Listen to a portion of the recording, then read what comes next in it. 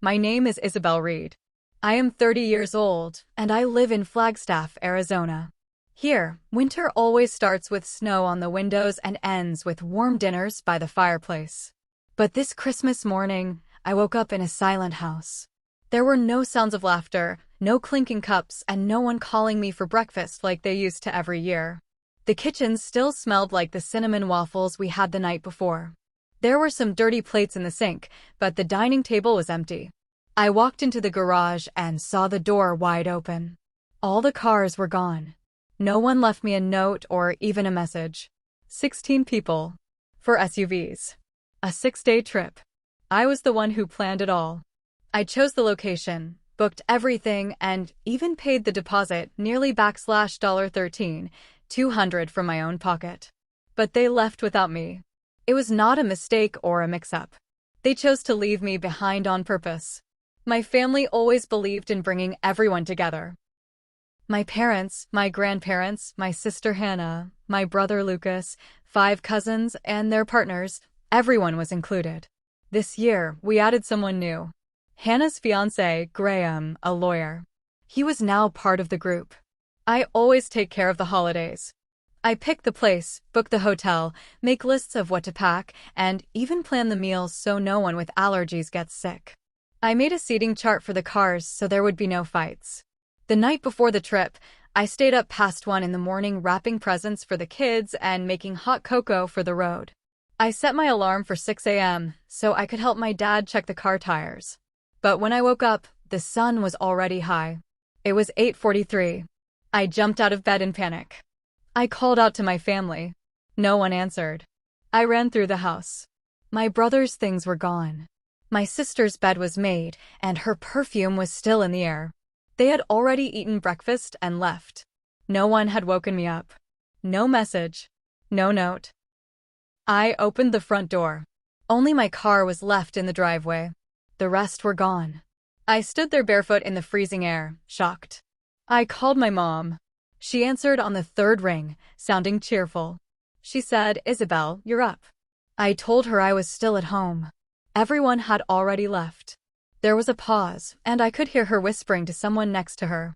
Then she said, "Oh, must have been a mix-up. We thought you were riding with the cousins." I replied with a tight voice, "I told you we needed a head count." She said things had been chaotic, and I could just fly out later. I hung up. My hands were shaking.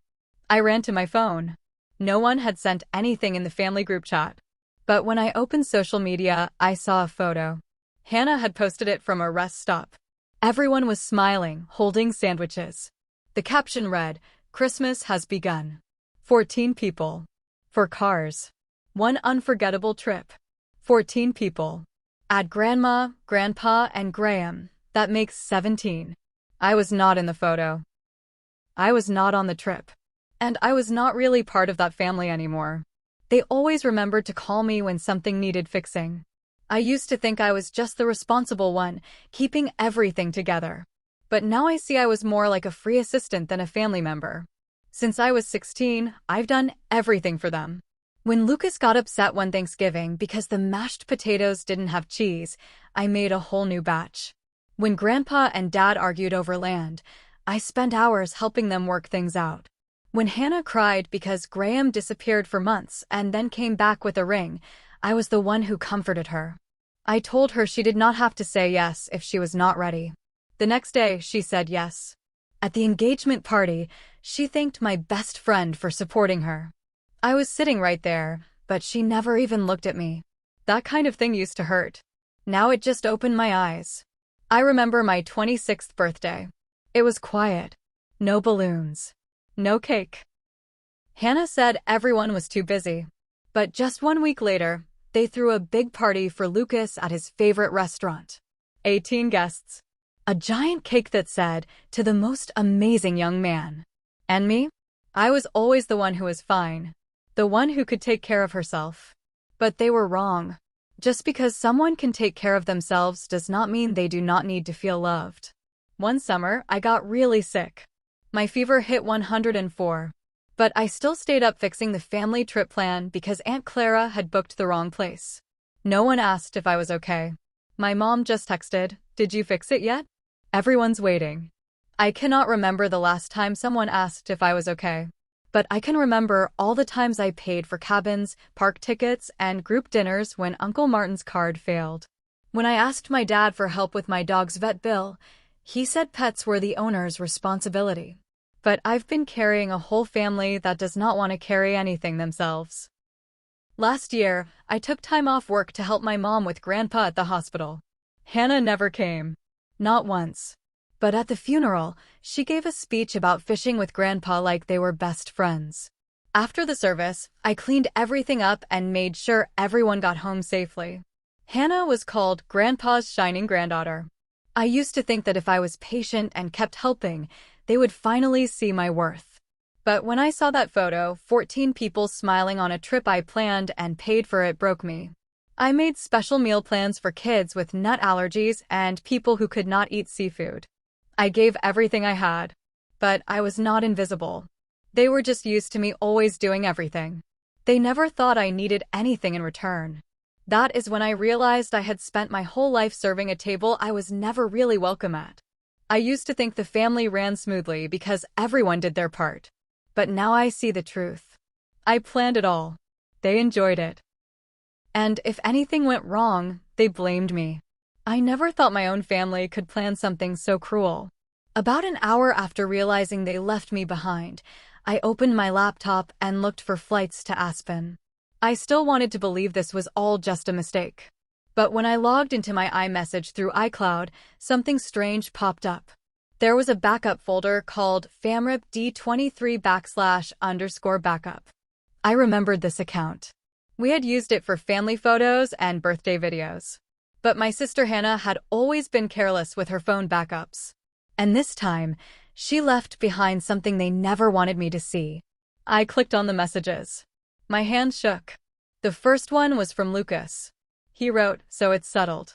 Leave at 7 a.m., don't let her find out." Anna told Mom. She's still unsure, but I told her Isabel will think it's just a small problem. Then Graham added, "As long as we can still use the booking, who cares? Canceling would ruin everything."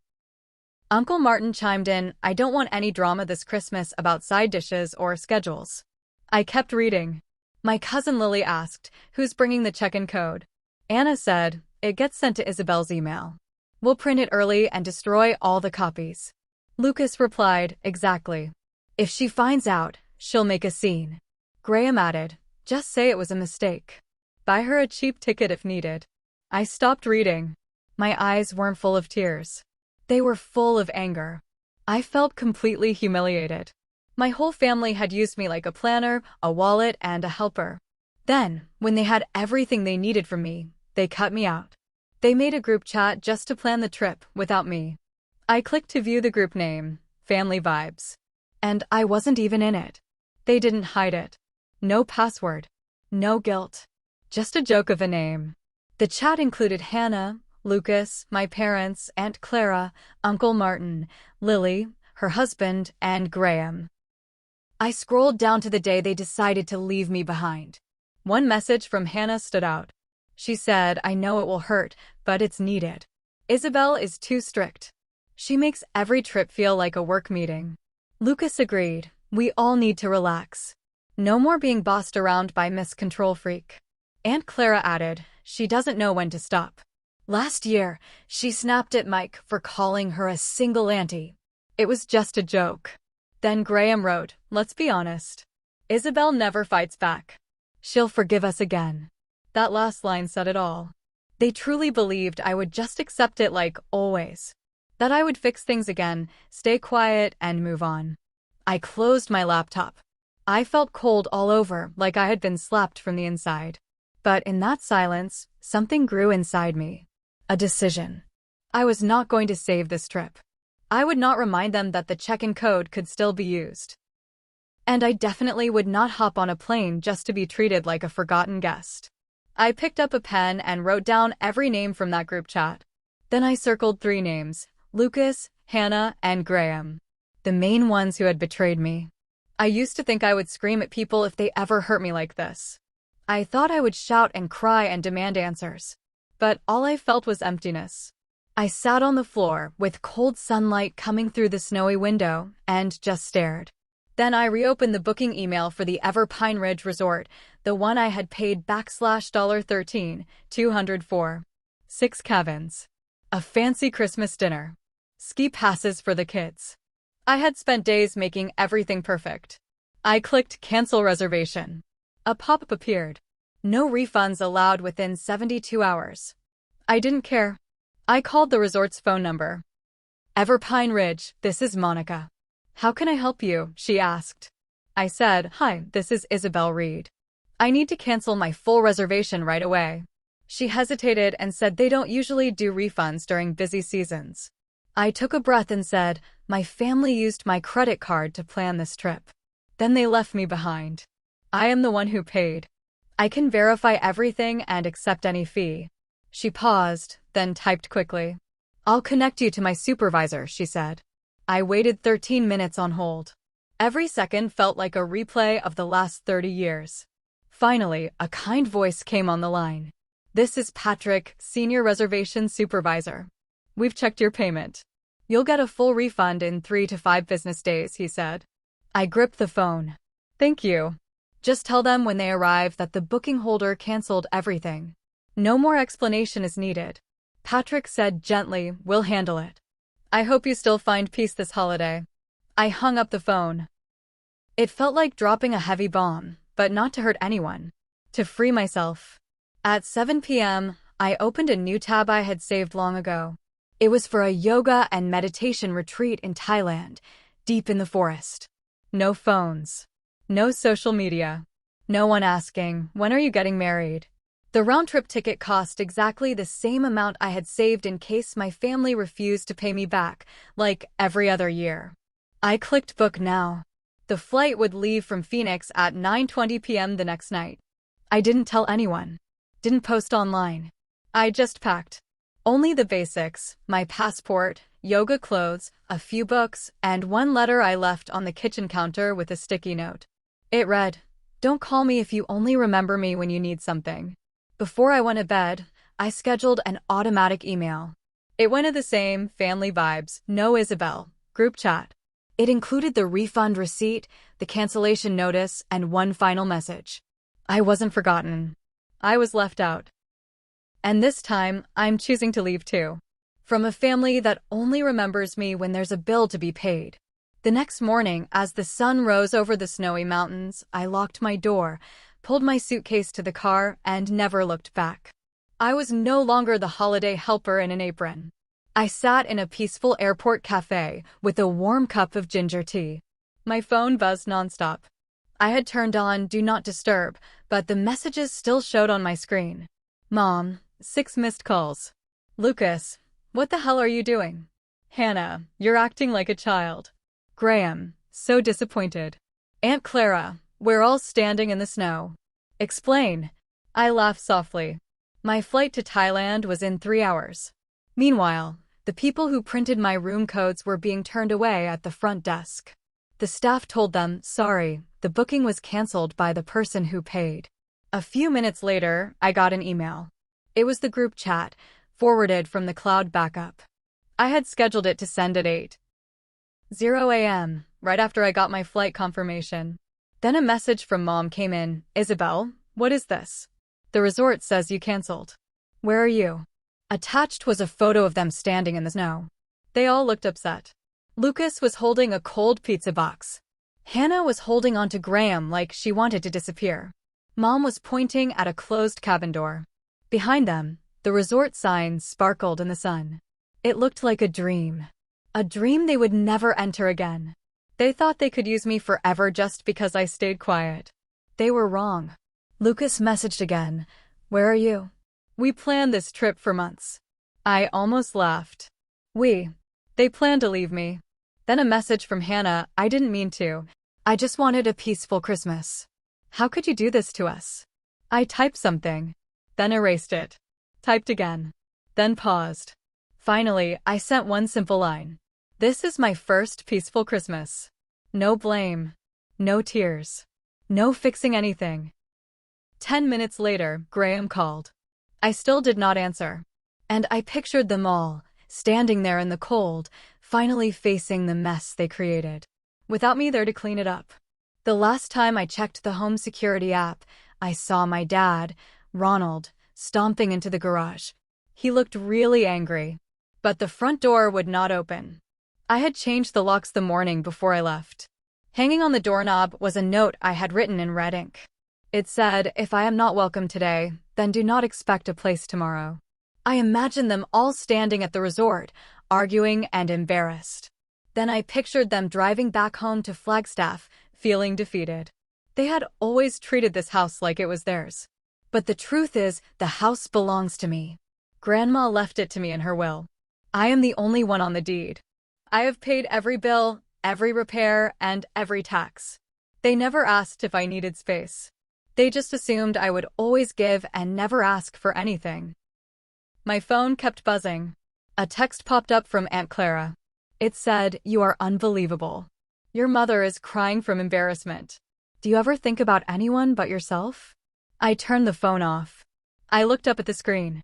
My flight to Chiang Mai was boarding soon. I stood up and grabbed my suitcase. Next to me, a woman from Canada smiled and asked kindly, "Heading on vacation?" I smiled back and said, something like that. "I am going to find the part of me my family forgot." She smiled and said she once did the same thing back in 1986. We left the cafe together, and I walked straight toward the gate. I did not look back. For the first time in a long time, I felt no guilt, only freedom. I came back to Flagstaff on a calm afternoon in early January. I had spent 10 days walking through bamboo forests, enjoying the peaceful rain in Thailand. My skin was a little sun-kissed, and my wrist still carried the bead bracelet from a quiet monastery. But the most important thing was that my mind felt free. I was no longer tied to people who only cared about me when I stayed quiet. But the peace didn't last long. Just 3 minutes after stepping inside, I found my dad standing by the fireplace, arms crossed, as if I were a stranger. "Isabel, we need to talk," he said in a serious voice. I didn't reply. I walked to the kitchen and turned on the kettle. My mom sat at the table, holding a cold cup of coffee. Hannah was also there, and her purse on the table showed she planned to stay. I took off my scarf, set my phone down, and sat. "I need to talk, too," I said calmly. And this time, no one interrupts me. If anyone does, I'll walk away. No one said a word. So I continued. "This is my house. Grandma left it to me 6 years ago. I've paid for everything since, mortgage, taxes, even the roof repair none of you knew about." My mom opened her mouth to speak, but I looked at her, and she stopped.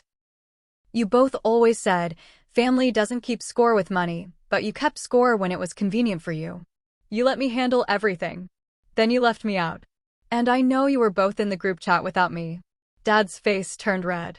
"That was a misunderstanding," he said. "It wasn't," I replied. "It was a choice. And here's mine. If you want to stay in this house, rent starts next month. $1,850 a month, not including bills." My mom went pale. Hannah jumped in. "Are you threatening them? They are your parents." "They are not the victims here," I said, looking at her. "And if you still have any kindness in you, don't speak right now." The room went quiet. I kept going. "If you do not agree, you have 60 days to move out. I will help a little with the moving costs. But helping is not something I owe anymore. It is a choice. And this time, it's my choice." Dad laughed in a mean way, just like he always did when things got tense. "You are going to live alone in a big house? You think this will make you happy?" I stood up and walked over to the filing cabinet. I pulled out a folder. "I've already listed the upstairs room on Airbnb.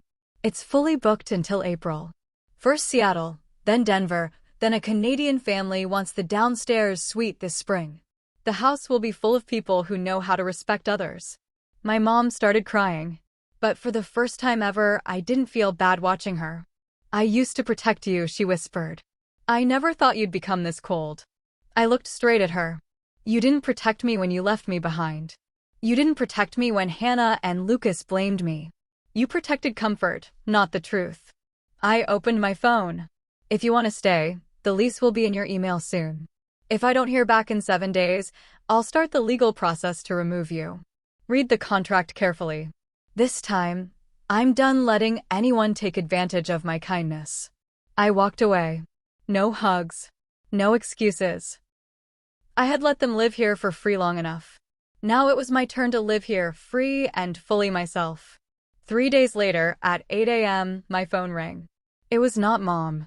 Not Hannah. It was Ben, my cousin. The only one not in the cruel group chat. "Got a minute?" he asked. His voice was unsure but kind. "I do," I said. "Unless this is someone else's peace offering." Ben laughed quietly. "No. I used to think you were difficult." Everyone said that. But after Christmas, I looked back at the messages and photos. I felt ashamed. I stayed silent too long. I'd like to say sorry in person. I invited him over that afternoon. He came right on time with 2 coffees and ginger cookies. No big show. No pretending. "I know I can't undo what happened," he said. "But if you need help cleaning up the mess, I'm here. I'll carry water, mop floors, take out the trash. Whatever you need." I smiled. Not because I had forgiven him yet, but because someone finally showed up the right way. 3 days later, I heard that Graham had called off the wedding. There was no big announcement. Just a blurry Instagram story of the ring on a table with the words, "Some lessons arrive in silence, but they cut deep." Then I got an email from him. It sounded like a lawyer wrote it, clear, short, and serious, but also softer. He wrote, "I owe you an apology. I watched how your family treated you. Christmas was the last straw. I believed their side of the story, but that was wrong. Family is not an excuse to hurt someone. I hope you find peace." I didn't reply. I didn't need to. News of the canceled wedding spread. Aunt Clara called me. Not to say sorry, just to mumble about blood ties. I hung up as soon as she said it. A small win. Then Lucas called me near midnight. He wasn't drunk in a loud way, just quiet and sad. "I let them do that to you," he said. I even joined in. But when the resort said the booking was canceled, everyone turned on me. Like I ruined Christmas. "But they just needed someone to blame, and you were gone." I stayed silent. "No one knew what to do," he said. "No one knew how to check in, where to stop on the road, or even how to play the Christmas music." That's when I got it. "You weren't controlling. You were the one holding it all together." He paused. "If the upstairs room is still open, I'd like to rent it. I'll pay. But more than that, I want to learn how to be a real brother." I agreed. Not because I trusted him yet, but because I believe in rebuilding the right way. Lucas moved in 2 weeks later. We did not eat dinner together every night. But sometimes, I found fresh coffee waiting for me in the morning. It was a small start, but it meant something. Hannah never called or texted. But a plain envelope showed up one day. Inside was an old photo of us at age 9, hugging and laughing in the backyard.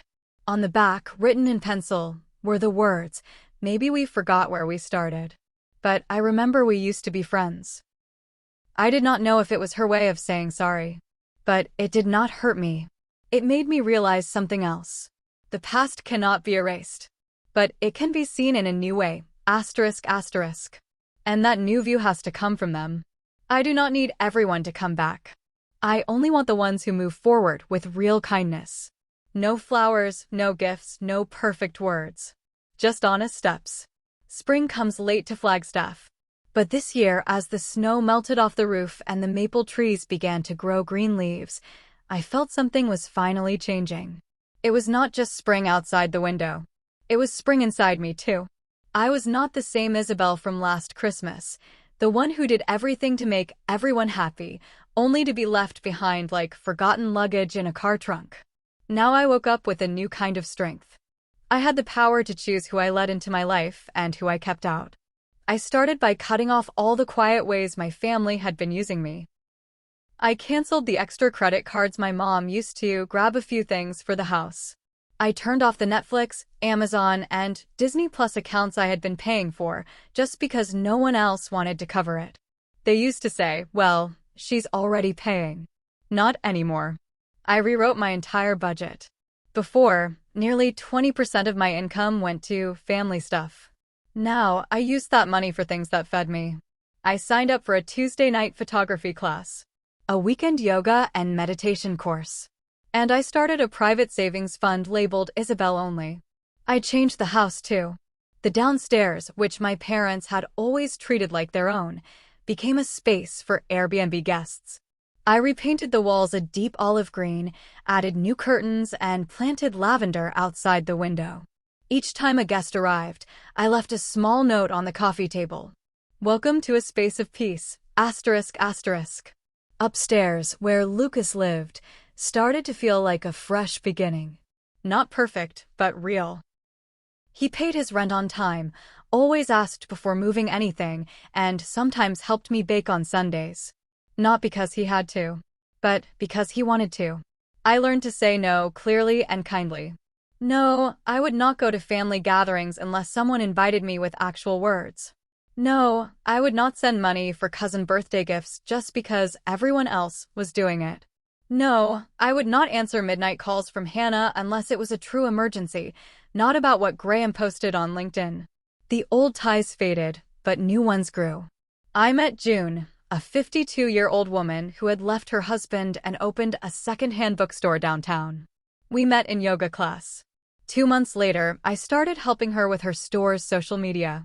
It was not a fancy job, but it reminded me what it feels like to be respected. I also joined a photography group. Every Saturday, we drove to canyons, lakes, or forests around Sedona to take pictures at sunrise. No one asked who I was dating. No one made comments about my weight or my job. Just quiet, cameras, and golden morning light. In early June, I got a letter in the mail. The handwriting was shaky but familiar. It was from my grandmother. She had been living in a care home since a mild stroke. She wrote, "My Isabel, I don't know everything that happened, only bits and pieces. But I want you to know I left you that house because I saw something in you. You look at life with quiet love. If others can't see that, it's their loss. Not yours, asterisk asterisk." I held the letter while standing on the porch next to the row of maple trees. Right there was where I used to leash my little dog, Finn, before he passed away last year. The letter didn't change the past. But it was the first time I felt truly seen by someone in my family, without strings attached. In mid-July, I hosted a small backyard dinner. Just 6 people: Ben, Lucas, my yoga teacher, June, a friend from the photography group, and me. No fancy decorations. Just grilled bread, roasted vegetables, and red wine. We strung up warm lights, played soft music, and shared stories about times we felt forgotten. It was the first time I felt deeply seen. Not because I was trying to please anyone, but because I had redrawn the borders of my life and invited people in who respected those lines. I used to think forgiveness was about what you give others. But now I understand. Forgiveness is when you stop hoping someone will become the version of themselves they just cannot be, and stop hurting yourself waiting for it, asterisk asterisk. And if someone asked me, "So, is Isabel happy now?" I would smile, pour another glass of wine, and say, "Not exactly. But I chose peace." Isabel's story reminds us all of something important, asterisk asterisk. Real love does not come with strings. And sometimes the bravest thing you can do is not forgive and forget. It is to stand up, set a boundary, and choose yourself.